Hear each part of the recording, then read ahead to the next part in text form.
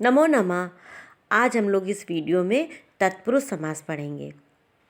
सबसे पहले तत्पुरुष समास का सूत्र पढ़ते हैं। प्रायेण उत्तर पदार्थ प्रधाना तत्पुरुषः।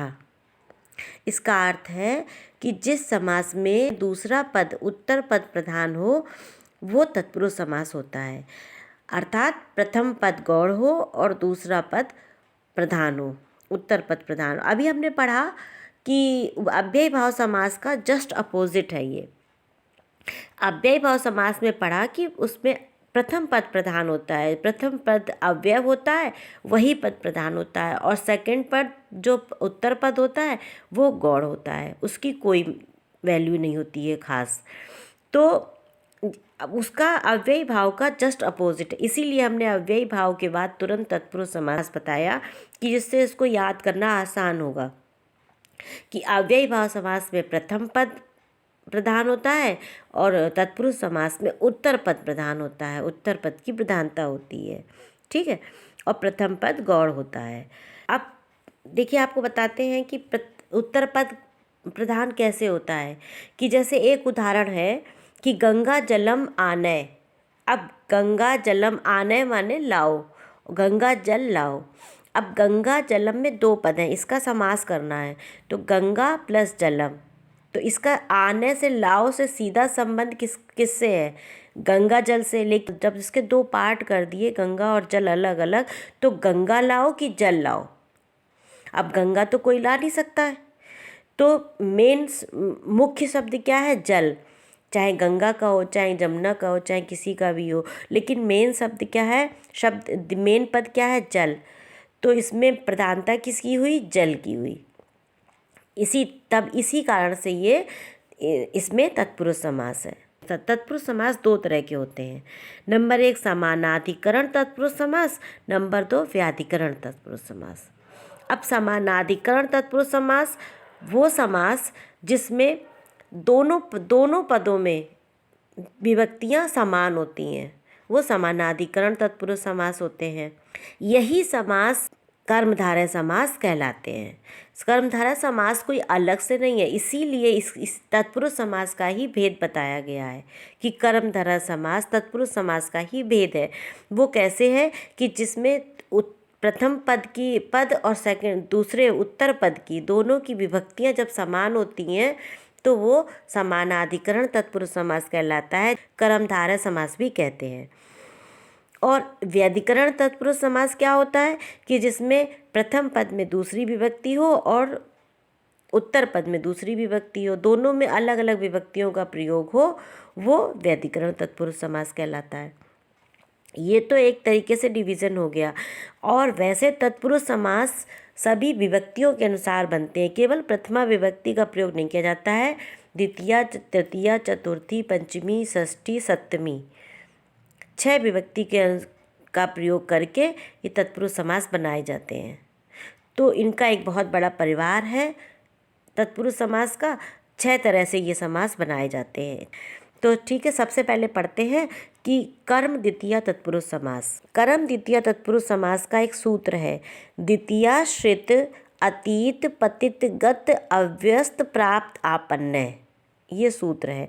इसका मतलब है कि जहाँ पर उत्तर पद में श्रित, अतीत, पतित, गत, अव्यस्त, प्राप्त, आपन्न इन शब्दों का प्रयोग हो, इन पद का प्रयोग हो, ये शब्द बाद में आए तो समझ लीजिए, तुरंत आँख बंद करके लगा दीजिए कि द्वितीया तत्पुरुष समास है, ये बताना होता है और द्वितीया विभक्ति का प्रयोग कर दिया जाता है।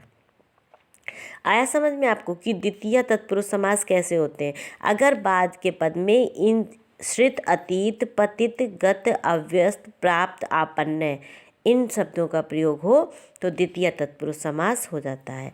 अब इसके देखिए कुछ उदाहरण पढ़ लेते हैं।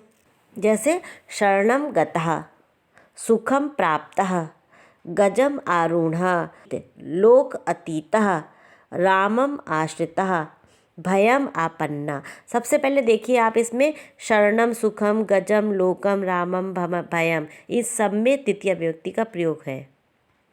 और सेकंड पद में क्या है? गतः, प्राप्ता, रूढ़ा, अतीता, आश्रिता, आपन्ना ये शब्द लगे हैं।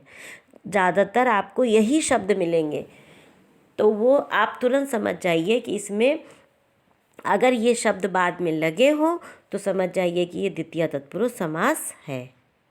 ठीक है, इसके बाद आता है करण तृतीया तत्पुरुष समास। करण तृतीया तत्पुरुष समास का सबसे पहले सूत्र समझते हैं। इसका सूत्र है तृतीया तत्कृतार्थेन गुणवचनेन।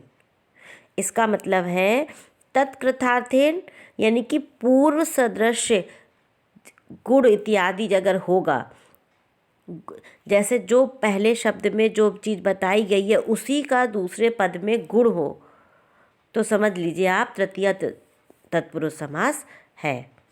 अब देखिए आपको उदाहरण से बताते हैं कैसे। जैसे धनेन हीना, अब धन से हीन, और इसमें हमेशा तृतीय विभक्ति का प्रयोग किया जाएगा। धनेन हीना, अग्निना दग्धा, अग्नि का काम है जलाना, उसी का गुण है, तो देखिए इसमें तृतीय विभक्ति का प्रयोग किया गया है। विद्याया हीना, विद्या से हीन, नेत्राभ्याम हीना, मासेन पूर्वा, इस सब में क्या है तृतीय विभक्ति का। देखिए धनेन, अग्निना, विद्या, नेत्राभ्याम, नेत्राभ्याम में तृतीय द्विवचन का प्रयोग किया गया है।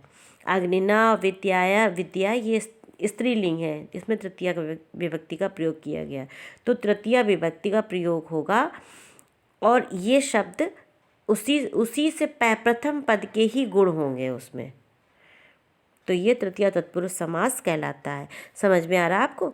चतुर्थी तत्पुरुष समास है ये। इसका सूत्र है तदर्था अर्था बलि हित सुख रक्षितः। इसका मतलब है कि उत्तर पद में यदि उसी का अर्थ आए, बलि आए, हित आए, सुख आए, रक्षित आए, तो समझ लीजिए कि आप चतुर्थी तत्पुरुष समास है, और उसमें प्रथम पद में चतुर्थी विभक्ति का प्रयोग अवश्य हो रहा होगा। ठीक है, तो इस तरीके से आपको कुछ उदाहरण से समझाते हैं। देखिए क्या है, जैसे दानाय पात्रम, अब दानाय भूताय गुरवे गोभ्या धनाय भक्तेभ्या, ये सब में क्या है चतुर्थी विभक्ति का प्रयोग किया गया है। और बाद में आप सब में देखिए क्या है, पात्राय, बलि, दक्षिणा, हितम, कामना, प्रिया, सब वही शब्द हैं जो हमने सूत्र में बताए हैं। उन सब का अगर इन सब का प्रयोग हो और इधर चतुर्थी विभक्ति हो तो आप तुरंत समझ जाइए कि ये चतुर्थी तत्पुरुष समास है। कैसे पहचानेंगे कि अगर दान, दक्षिणा, हित, कामना, सुख, बलि इस तरीके का प्रयोग हो उत्तर पद में, तो आप तुरंत समझ जाइए कि इसमें चतुर्थी विभक्ति का प्रयोग करना है और ये चतुर्थी तत्पुरुष समास है। ठीक है, अब नेक्स्ट आइए क्या है, नेक्स्ट में आता है पंचमी। पंचमी का सूत्र होता है पंचमी भयेन, यानी कि इसमें बाद में भय शब्द जरूर आता है। भय है, भीत है, जब भय का प्रयोग हो तो समझ लीजिए इसमें पंचमी विभक्ति लगानी है और प्रथम पद में पंचमी का प्रयोग होता है। अब देखिए उसके उदाहरण देखते हैं क्या है। जैसे सिंघात भीता, देखिए भीत है, भय है, सिंघात अब सबसे पहले तो ये देख लीजिए कि इसमें सब में पंचमी विभक्ति का प्रयोग हुआ होगा, भय से संबंधित कोई शब्द लगा होगा। जैसे सिंघात, वृक्षात, चौरात, रोगात और दूरात, मार्गात, सब में पंचमी विभक्ति है। अब इसी तरीके से आप देखिए इसमें भीता है, फिर पतिता है, भयम है, मुक्ता है, भ्रष्टा है, आगता है, इस तरीके का प्रयोग हो तो आप समझ जाइए कि ये पंचमी तत्पुरुष समास है। इसके बाद आता है षष्ठी। षष्ठी का प्रयोग कहाँ होता है? षष्ठी का सूत्र है केवल षष्ठी ही कह के छोड़ दे, क्योंकि इसमें जिसमें ये सब चीज़ें नहीं हो जो हमने अभी तक सब रूल्स बताए हैं, नहीं हो तो समझो सब में षष्ठी विभक्ति है।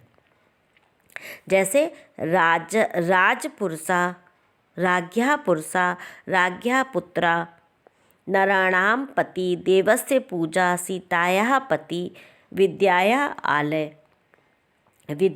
आलया। तो इस तरीके से इसमें सब में देखिए राज्ञा राज्ञा नारायणाम देवस्य सीताया विद्याया, इन सब में षष्ठी व्यक्ति का प्रयोग किया गया है। जिसमें षष्ठी व्यक्ति का प्रयोग हो, समझो वो संबंध षष्ठी तत्पुरुष समास है। इसके बाद आता है आखिरी समास अधिकरण सप्तमी तत्पुरुष समास। इसका सूत्र है सौंडे कुशल श्रेष्ठ निपुण भक्ति उत्तम चतुरा। मतलब जिसमें उत्तर पद में इन शब्दों का प्रयोग हो, कुशल श्रेष्ठ निपुण भक्ति उत्तम चतुर, वो सप्तमी तत्पुरुष समास होते हैं। ठीक है, जैसे आपको उदाहरण से बताते हैं कि युद्धे निपुणा, देखिए निपुण लगा है, कुशल लगा है, मग्ना है, उत्तमा है, निपुणा है, फिर है, तो समझ लीजिए आप ये सप्तमी तत्पुरुष समास है। इसमें सप्तमी व्यक्ति का प्रयोग करना ही करना है। तो देखिए यहाँ पे युद्धे कार्य जले नरेशु कलासु सब सप्तमी व्यक्ति का प्रयोग हुआ है। युद्धे निपुणा यानी कि सप्तमी तत्पुरुष समास है, युद्ध निपुण। और सबसे प्रमुख बात है कि जो प्रथम पद में जो विभक्ति होती है उसका लोप कर दिया जाता है। जब हम समस्त पद बनाते हैं, समास बनाते हैं, तो उसका लोप कर दिया जाता है। तो युद्ध निपुणा, कार्य कुशला कार्य कुशला, जले मग्ना जल मग्ना, नरेश उत्तमा नरोत्तमा, कलासु निपुणा कला निपुणा। एक नए तत्पुरुष समास भी आता है जिसमें न लगा के प्रयोग किया जाता है। बहुत कम शब्द हैं उसमें, बहुत कम प्रयोग होता है। जैसे न धार्मिका, तो क्या हो गया अधार्मिका। न सत्यम असत्यम, न आदि अनादि, न आगता अनागता। इस तरीके से न लगा के भी समास बनाए जाते हैं, इसे नए तत्पुरुष समास कहते हैं। उम्मीद है आपको तत्पुरुष समास समझ में आ गया होगा, लेकिन अगर फिर भी कोई डाउट हो तो आप कमेंट्स बॉक्स में लिख के ज़रूर पूछें, हम आपको ज़रूर बताने की कोशिश करेंगे। धन्यवाद।